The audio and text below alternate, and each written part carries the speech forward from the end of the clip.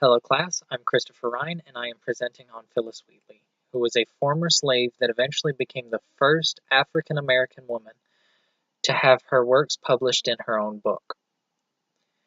Wheatley was born somewhere in Western Africa during the 1750s, but where and when isn't completely certain. The most likely scenario is that Wheatley was born in the Senegambia region sometime in 1753. Wheatley was transported across the Atlantic to become a slave in the colonies, so she experienced the Middle Passage. Wheatley did not, however, write any account of this down, and she never told anybody about it who would go on to write it down. As a slave in the colonies, Wheatley served a Boston merchant and his family. Serving the merchant and his family, Wheatley learned to read and write and eventually gained an interest in poetry. Upon seeing her interest and the ability she had that far, her master encouraged it, and eventually Wheatley gained quite a bit of skill in poetry. Wheatley did gain her freedom, and while it could be argued that it was through the benevolence of her master, a combination of legal decisions being made in London and Wheatley's wit as a poet and critical thinker really impacted the progress towards gaining her freedom.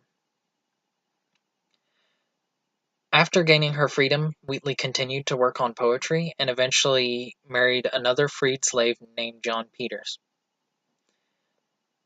It is a sad fact, though, that in 1784, Wheatley did die alone because of a depression that hit freed slaves in the colonies especially hard, which led to her husband gaining debt, which resulted in him having to serve a prison sentence. Wheatley's works are highly religious in imagery and symbolism, and because of this, and a combination of neglecting to talk about African experiences and the experiences of slaves in the colonies, Wheatley's works are considered highly detached from issues during her time. There are many scholars, though, that would contest this fact, as it is presented here. And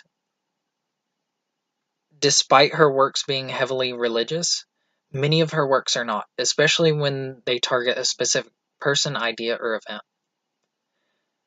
Wheatley's works are especially important to our class because of who Phyllis Wheatley was. As a slave who eventually gained her freedom, during a time of tremendous change in the American colonies, Wheatley has a perspective on literary tradition and events that we have not seen yet and that we will likely not see again.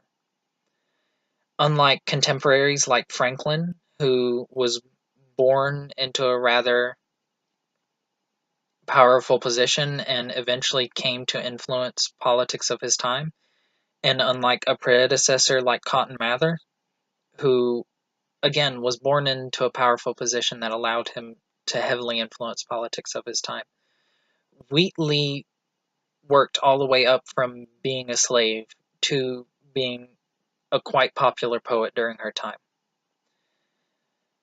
And her rise to being a quite popular poet is especially important because of her status as a woman. We have not yet seen a woman slave who gained as much influence as she did. In conclusion, Phyllis Wheatley, a freed slave who became one of America's most important early African American poets and artists of any kind, is very important to our class because of who she was and when she created her works.